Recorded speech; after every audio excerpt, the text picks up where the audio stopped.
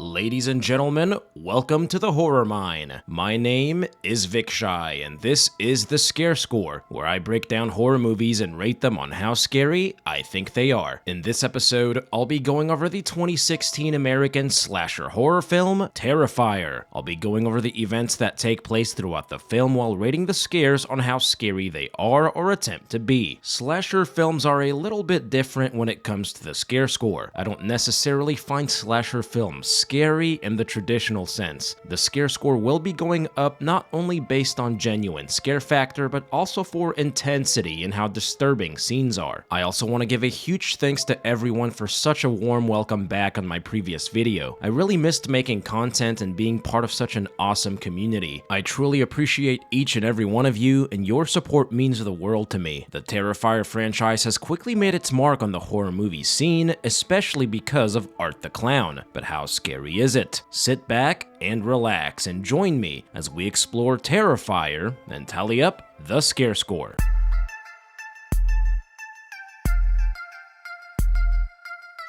Our movie begins with a television interview with a woman named Victoria. She is the sole survivor of the Miles County massacre that happened last year, which left her with a severely disfigured face. The interviewer says that the body of her attacker, Art the Clown, disappeared from the coroner's office. However, Victoria assures her that she watched him die. We see that Art the Clown is very much alive as he smashes the television and puts on his makeup during the opening credits. He gives us a really creepy smile while showing off his dirty, bloody teeth. He puts on a tiny top hat and several weapons into a bag in what is a cool yet disturbing opening credit sequence. Backstage, the TV host named Monica is on the phone saying how disgusted she was with how Victoria looked. A slight noise is heard behind her, but she doesn't see anything. She looks behind the clothing rack and is suddenly viciously attacked by Victoria. Victoria mangles her face Gregor Clegane style and leaves her lying in a pool of blood and now with an equally disfigured face before the title appears on screen. We then meet two girls on Halloween night, Tara and Dawn, who just came from a bar. Dawn is very intoxicated and Tara takes the car keys away from her before noticing Art the Clown staring at them. Drunk Dawn starts calling out to him before he suddenly disappears. They hit up a local pizza shop and Tara scrolls on her phone until it conveniently/inconveniently runs out of battery. Art the Clown walks in holding his trash bag and stares right at Tara.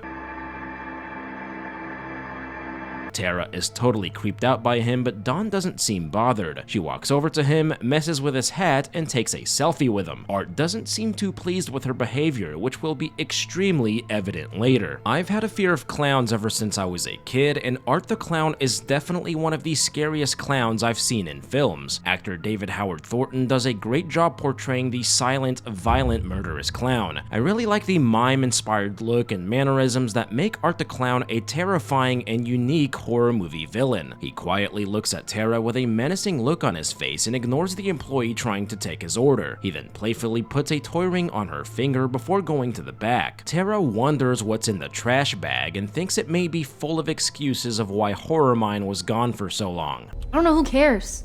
Just eat your food.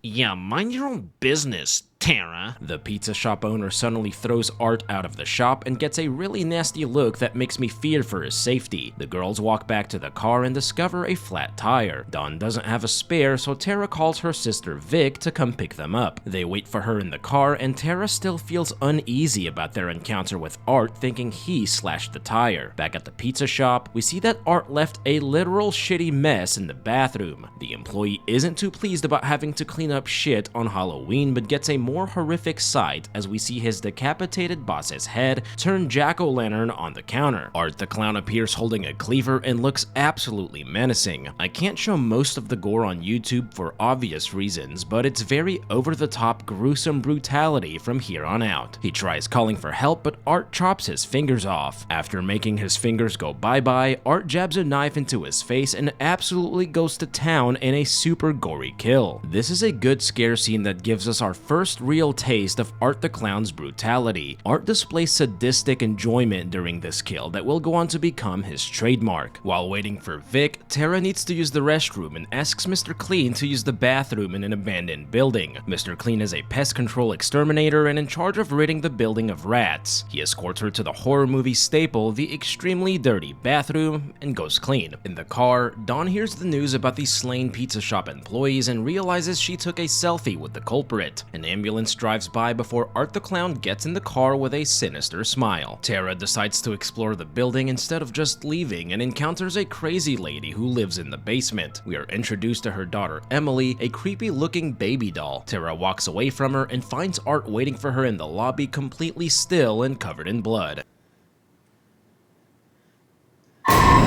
A quick but effective scare due to Art's mere presence and just odd mannerisms. Tara takes off running and trips on some steps because no horror movie character can ever just run away. She hides from him behind a car, but he quickly finds and stabs her multiple times in her heel. She manages to jab him in the side with a scalpel and gets away. Vic is on her way to Tara's location and hears the news broadcast about Art's murder spree. Tara makes her way to the front doors, but they're chained shut. She tries to get Mr. Clean's attention, but he's too busy cleaning and blasting music on his MP3 player. Art suddenly appears behind her and puts her to sleep. Tara wakes up bound to a chair and Art taunts her with several weapons and a couple dirty looks. He grabs a saw and pulls down a sheet, revealing Dawn in the nude tied upside down. He shows Dawn the consequences of taking selfies with a random clown on Halloween by sawing her body straight down the middle. This kill is extremely graphic and doesn't shy away from any of the gore or brutality. Art seems to be enjoying every moment and gives us one of the more memorable